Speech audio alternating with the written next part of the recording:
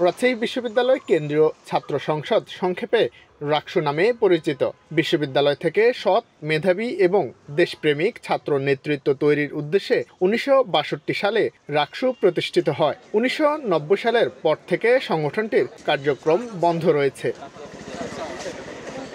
জুলাই-আগস্ট বিপ্লবের পরিবর্তিত প্রেক্ষাপটে পুনরায় রাকসু নির্বাচনের দাবিতে সরব হয়ে ওঠে বিশ্ববিদ্যালয়ের শিক্ষার্থীসহ বিভিন্ন ছাত্র সংগঠনের নেতাকর্মীরা। দাবি আদায় করছেন মতবিনিময় সভা ও লিফলেট বিতরণ। শিক্ষার্থীরা জানান, কেন্দ্রীয় ছাত্র সংসদের মাধ্যমে দলমতের ঊর্ধ্বে গিয়ে তারা নিজেদের পছন্দের নেতা নির্বাচিত করতে পারবেন, যারা বাস্তবিক অর্থে ছাত্রদের ন্যায্য অধিকার আদায়ে কাজ করবে। আমরা বিশ্বাস করি জনগণের বা সাধারণ স্টুডেন্টের চাওয়ার ভিত্তিতে যে নির্বাচিত হবে সে সাধারণের জন্যই কাজ করবে। ছাত্র প্রতিনিধির মাধ্যমে একটি পূর্ণাঙ্গ সিনেট কার্য করার জন্য হলেও অবশ্যই আমাদের রাকসু প্রয়োজন। সাধারণ শিক্ষার্থীদের অধিকারগুলো নিয়ে তৎপর থাকার একমাত্র এবং সবচেয়ে কার্যকরী প্ল্যাটফর্ম হচ্ছে রাকসু। রাজশাহী বিশ্ববিদ্যালয়ের উপাচার্য পদে অধ্যাপক সালেহ হাসান নকিব দায়িত্ব গ্রহণের পরপর 5 মাসের মধ্যে রাকসু চালু করার ঘোষণা দেন। সম্প্রতি এক অনুষ্ঠানে উপাচার্য জানান, ফেব্রুয়ারি মাসের মধ্যে রাকসু নির্বাচনের একটি রোডম্যাপ উপস্থাপন করা হবে। ওই রোডম্যাপ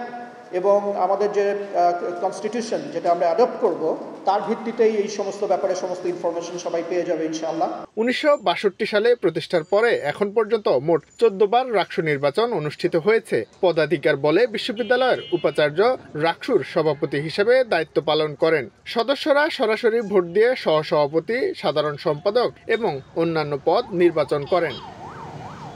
শাহিন আলম, সময় সংবাদ, রাজশাহী।